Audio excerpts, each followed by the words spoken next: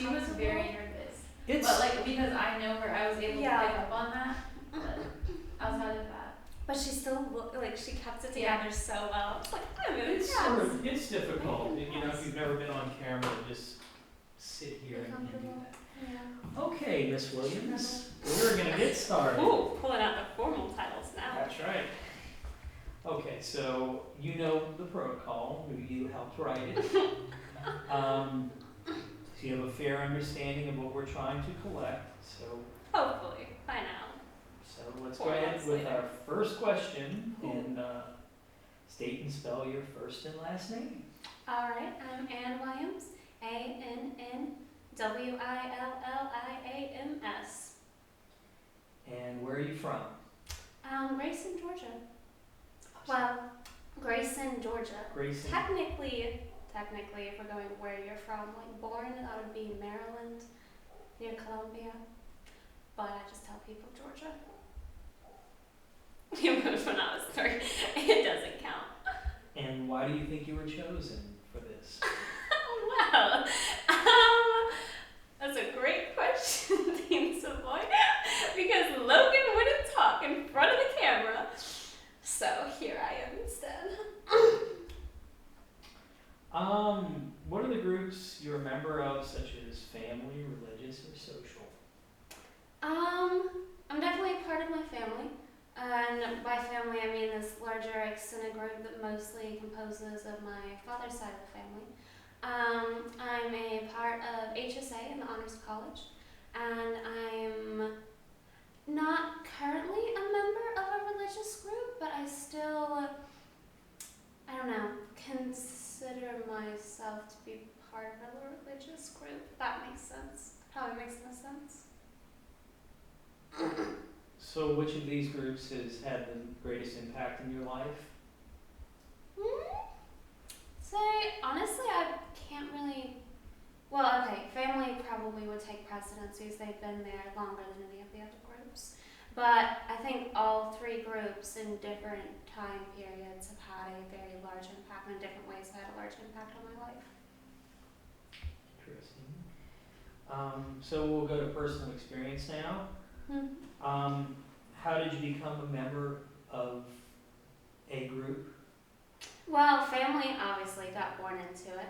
Honors College, I don't know, I got a letter from BSU that was like, hey, you can be in our honors college. And I was like, okay. And they put me in an honors dorm, and that's where all my friends were. And then people banged on our doors one day and was like, hey, come to this meeting on this Thursday night. And here we are, 3 years later. Blood, sweat, and tears. And how long ago was that? Well, family would be 21 years ago. The HSA would be, or Honors College would be, I guess, 3 years ago, 2.5. However, I don't know if you want to count summers or not. Who knows? And you are definitely still a member of both HSA and your family, so. Yeah, they haven't blacklisted me yet. So give them a little bit of time. Describe a memory of an experience or event that reflects your relationship with a larger group. God, now it's been a group. What do I want to talk about? I don't know what I want to talk about. I feel like this is the hard question because you have all this like previous questions where they like figure out what group you want to talk about, and then you're like, oh wait, now I have to narrow it down to one.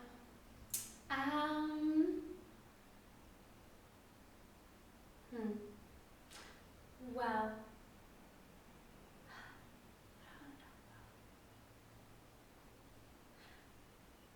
Okay, so back in high school, we're just gonna go, does it have to be a recent event? Can it be a previous event? Alright, 4 years ago. I'm gonna go with something previous. Because I was talking about earlier the fact that I was part of a religious group. And so the group was actually, it was kind of weird. We went on a missions trip to Kosovo for a month. It was a very informal, untraditional missions trip. It was a lot more of getting to know people, talking to people, helping them learn English, and we actually were partnering with a school back here to try to get the students to be able to come here for a month and take classes in English at college, and then they would go back to Kosovo. Because a lot of them want to leave Kosovo to come here for their education or even just to live. And of course, in order to do that, they have to improve their English skills. And so through that, I got to know a bunch of people. And then ended up part of this house church, which is essentially like a group of people who we would get together every Saturday. And we'd sit around and read the Bible and sing worship songs. And it was actually really funny because it was broke up by school, by what high school you went to in the area. And of course, me being homeschooled, I think there was a homeschool group, I don't know, but I ended up in the group with all the Grayson kids. And it was actually how I met all the people that I ended up being amazingly good friends with in high school, and still, some of them are still really good friends with. And I think part of the reason why I chose this group to talk about is because the previous interview was talking about religious themes, but also because I think a lot of who I am today really solidified through that group. But we would get together every Saturday, and there would be food, and there would be talking, and then we would get there at 5, and we would leave at 1 in the morning. So 6 hours later, and when I say food, this is chips, maybe hot dogs. We had a good time. There was one time we made fajitas. It was hysterical because the rest of us were super hungry and just made simple food, and then one of the dudes was like, no, this has to be legit. He pulls out a pot and heats up his tortilla and heats up the chicken and throws pineapple in there for some reason, and it was a very chill atmosphere. But it was good because it was a time when we all got together, and whatever had been going on in the week, it was those 6 hours, it was all no, nothing else mattered after that point. And whatever had happened during the week, it was after that, you're hey, renewed, I don't know, rejuvenated, one of those R words. Nice. Was a long answer. No, I do appreciate that. You get some really good stuff in there. We're going to talk about behaviors and experiences now, and I guess similar to what you just sort of described. You kind of gave us a food experience as part of a religious or social event. Is there another one, or do you want to kind of talk about that? Talk about a different experience. If you feel the one you just talked about was sufficient. I don't know. I can drag some honors experiences into here, but we might come back to it. Okay. If you'll ask some other question, you'll get some long-winded answer. Let's be real. That's data. Data's good. How do you feel when you're with an extended group of family or friends as part of a religious or social event where food is served? For the most part, pretty good. If we go back to the previous experiences, like I said, usually most of the experiences were very rejuvenating, very filling. Previously and currently, family is for the most part very rejuvenating, very relaxing. It's good to see everybody. It's good because family events are always humongous. We're always at my grandmother's house because she is older and can't really walk really well, and all the rest of our houses are larger, but all have stairs to either get into the house or to get to the bathroom. That's not okay for her, so instead we have everything in her tiny one-story house. But it's fun. We pack 40, 50 people in there. It's a good atmosphere. Sometimes there's Irish music and food, and it's good. But there is with people going off to college and people changing college, so some of the, I don't know, sometimes there's a little bit of a strain present. I don't know, there's been some drama. It's always family drama. There's been some drama over the years, so. And then with social groups, there's usually, assuming that there's not drama and people chucking shade and salt at each other, it's usually pretty good. There's always those petty interactions, but usually there's a positive. A question that I don't normally ask people, but I think it's kind of connects. Do you feel there's something missing from an event when there's no food? I mean, if there's a social event and there's no food, or a family event, no food, is it a different sort of experience?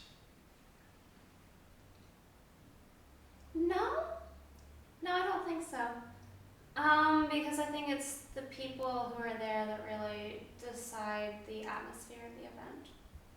And the only reason I ask is because you were talking about your Kosovo experience where the conversation went on for a long period of time, but inevitably food crept into it. Do you think, instead of saying, well, let's disband this event and go get food, how did the food factor into it? Oh, it was just sitting there and we half ate it for part of the time and half ignored it for part of the time. It was always, I don't know, in events like this, it's always about the people. It's always about connecting with them, talking to them, and the food's just kind of there. And I mean, when food's there, it's we all rush and jump on it, and I mean, the whole, honestly, I'd say the part of food that factors in the most isn't while you're eating it, it's afterwards. Because, okay, in our family gatherings is a good example. Beforehand, all of the older people, the mothers and everything, will usually bring the food and do the last minute preparations. And because they usually did all of that and they set everything out and got the tables and the silverware set out, then when it comes to cleanup time, that's when it's all of our lovely kids' chance to help out. So then after we all eat, we all know that, okay, we can rest for a few minutes and then we have to gather up all the dishes and wash everything. And that's when it's that's when it's all that, okay, let's sit here and talk, and let's talk about movies, and let's rag on our one cousin who never does as much as everybody else. So honestly, I think the cleaning up the food has more to do with the family interactions than actually eating the food. But I mean, when there isn't food, then it's just all of us playing games, ragging on each other anyways, so. Okay. What about the norms and expectations at these events? The protocols, who eats first, who prepares the food, who speaks for the group? Well, like I said, it's usually the families, I guess, usually the women and some of the older kids who will make the food and bring it. And then, like I said, all the kids will clean it up. My grandfather will also, because my grandmother, she doesn't cook at all. My grandfather's the one who brings the food, so that's one exception. And then if we're doing something, I don't know, I have a younger cousin who's a guy who will bring banana bread because that's his specialty at making. So there's occasional instances where it's other people, but it usually is the women who bring the food. And then because my whole family is very religious, so when it comes to before we eat, we all gather in a circle and pray, and as to who prays, my grandmother or grandfather will point at some random soul and be like, hey, you're praying tonight.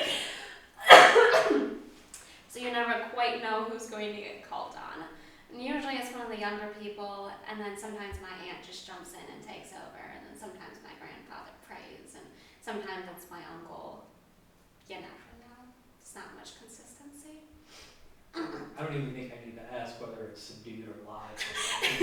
It's slightly lively. It's subdued when we're all shoving our mouths full of food. But besides for that, very lively. Okay, we'll go to opinions and values now. Are these events something the extended family or group anticipates with enthusiasm? I think for the most part, yes. I think most people do anticipate it. There's a couple of instances going back to family drama where it's but I think most people do really look forward to it. Because a lot of the oldest cousin in the family just got married. This was 2 years ago, just got married. 2 years ago. He now has a kid. It's weird. It's weird to me. It's not weird as a kid. I just keep on forgetting that he's old enough to be married to have a kid, because that's not how I grew up knowing him. And then we have another one that's about to get married, and then all of us have 4 of us now are off at college. So yes, I would say that we anticipate it a lot, because it's a time for all of us to come back together, and since all of our stages of life are starting to go haywire and the family unit's expanding. So does it maintain social cohesion, stability, in does it reinforce social expectations or behavior for you? I think it definitely maintains cohesion because a lot of us lead very busy lives and don't always interact with each other as much. And I mean, especially for my grandparents, because they don't get out as much, but we all live within like 20 minutes of each other, of the family that I've been talking about. So like while the kids are in town, we'll all make it a point to go and see each family and to go see each other. But when it's just like, when we're all off at college and it's just the family, it's like all of the uncles and aunts will pop in and my dad will pop in and see the grandparents like once a week and take care of them. So there is that social cohesion anyways. But I think, yeah, the more distant members are the ones who can't be a part of it as frequently. Yeah, those events do really help to bring the whole group back together. So we'll go to feelings and emotions now. Are they a positive part of the group dynamic, the culture? Yeah, I think so. I mean, okay, I'm laughing because most of our family gatherings end up in us playing some board game, all the kids and like some of the adults playing some board game. And even if it's like a card game that the adults are playing, or if it's a board game that the kids are playing, this family gets way too into games. It gets brutal, names get thrown out, it gets brought up 5 years later. Oh, there was this one time, I'm gonna go off this side rant, where my cousin thought, okay, I'm gonna go there. He stole my rock, is all you need to know. I'm sorry? He stole my rock, Dean Savoy, my rock. It was mine. I gave it to him and he was like, no, you didn't pay me a rock, so I had to pay him another rock. It was frustrating. We have fights. There's still disagreements. And then the last game, I won, and then they were like, no, we weren't paying attention. And then they made me re-go through it. It was 2 a.m. on the day after Christmas, 2 a.m. We could have finished at 11:30. But no, they were like, we weren't paying attention. You can't win right now. 3 hours later, they're like, why is this game still going on? I'm like, I'm going to punch all of you in the face. But besides that, yes. There we go. Okay. Sorry. No, that's all right. Are these I'm a events? lively interview. Oh no, it's. I think it shows the emotion from our experience, and that's very important. True, true. So, these events declining or increasing? Is there reception to the growth or a concern about the decline? I think the events happen less frequently, but I think when they do happen, I would say people are a lot more intentional about it when we all are together. Or because it's not like singular events, it's usually like time periods, like when we're all home for Easter or we're all on winter break, so we can all be there for Christmas. Like that whole week of Christmas is just the family getting together and doing stuff. So I think everybody already was like, okay, block out this whole chunk of time to really spend for family. Yeah, I see that. So are the events more patriarchal driven or matriarchal? I definitely have to go with matriarchal. There's some strong female, yeah. Before I was home over spring break, and it was Lent, so they have fish fries. Because the whole rest of the extended family is all Catholic, so we were home for a fish fry. And my grandparents, it was actually my brother's birthday party, and he had like 30 freaking people to our house. So my family was dealing with that, and my grandparents really wanted me to go to the fish fry. So I was like, okay, I'll go to the fish fry. Because it was Friday, and I was leaving Saturday morning to come back here, and I was going to stay with my other aunt. So we went to the fish fry, and it turned out really good, because all the extended family was there. Actually, from my grandfather's like sister's other, so it's like my cousin once removed, my second cousins once removed and stuff were there. So it's people that I wouldn't normally see except for like Easter or maybe Christmas or Thanksgiving. So it was good to get to see them. And it was funny, this is the purpose of this story, was my grandfather had this hat that was like, pray for me, my wife is Irish. And I'm like, that right there sums up the entire family dynamic. Because it's very much my grandmother. we joke between the kids, and my grandmother knows that we joke about this, that our family is essentially like the Irish mafia and she's the mafia don. And it's like, do not, for the love of God, anger Nana, or you will regret it. Because if she's on her good side, if you're on her good side, it's like, you know, sunshine roses, you can say anything and she will laugh.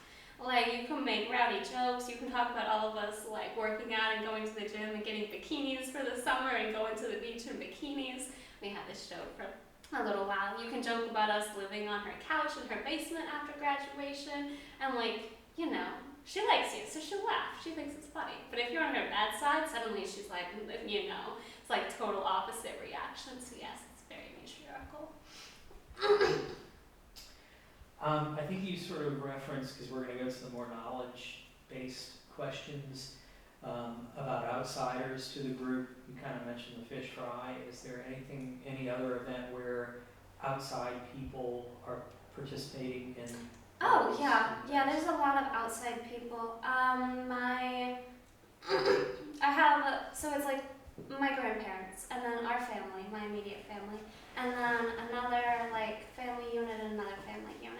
So one of the family units is just like my aunt and then my cousin, and so her husband actually died a long time ago. Not a long time ago, like 20 years ago.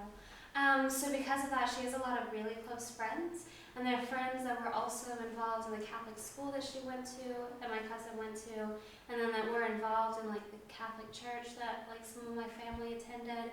So it's family, friends, and my aunt, but that the whole family knows, and they've been around for years because of this. So there's some family gatherings where some of them will end up being at it, or even if they're not at like the family gathering, it's people that everybody knows, and everybody is like, oh, how is this person still doing? And then my other aunt, she actually has 6 children, and she has a 7th children. When my oldest cousin went to college, his roommate was actually an orphan. I don't know. I think his mother died, and then his father just like abandoned him. I don't know. It's sad. But so the whole family ended up taking him in because he had nowhere to stay during holiday breaks during college. So he would just come down to Georgia. He went to school in Ohio. He would come down to Georgia and stay with the family. So then he'd go to all the family events, and then he married a girl from around this area. And so he's literally just like an extra cousin who's there. And then they'll bring, there's always random friends that show up. One of my cousins, her best friend's like permanently there, and her younger brother, who's friends with my brother and my other cousin, and yeah. Any different religious groups? Not really. That's the one thing that doesn't, there's not that many people from different religious groups that, come in just because that's who they know. I think if they were to invite people from other religious groups, like they're not going to care occasionally. I'm trying to think. I feel like there's once or twice where it's happened, but not frequently. And then the big last question: what's important to you? I should have had an answer prepared. I don't know how I didn't have an answer prepared. I've heard this question. I've heard other people answer this question. What's important to me? We're gonna go with people. I feel like, okay, because there's a lot of things in life, there's a lot of things that are important, there's a lot of things that we can talk about morality, we can talk about philosophy, we can talk about, I don't know, greater ideals and striving for better good in the world. But I feel like when it comes down to us to like what motivates you, what makes life worth it, what makes life worth living, what makes it enjoyable, what are those moments that you get out of bed for in the morning and you're like, hey, what are the moments that have you getting no sleep and have you staying up to 4 in the morning? It's almost always going to be people, whether that's family, whether that's friends, whether that's, I don't know, and they stick with you. They stick with you. They make you who you are. They bring out who you are. Because I mean, who you are when you're alone is one thing, and who you are with one group of people is one thing, and then who you are with another group of people is a totally other thing. And so if you don't have people in your life, then who are you? You're this one side of yourself, and you see this one side of this world. And when you have people, you have, I don't know, options. You have color, all the colors. That was poetic and long, but I think it answered it. Yeah.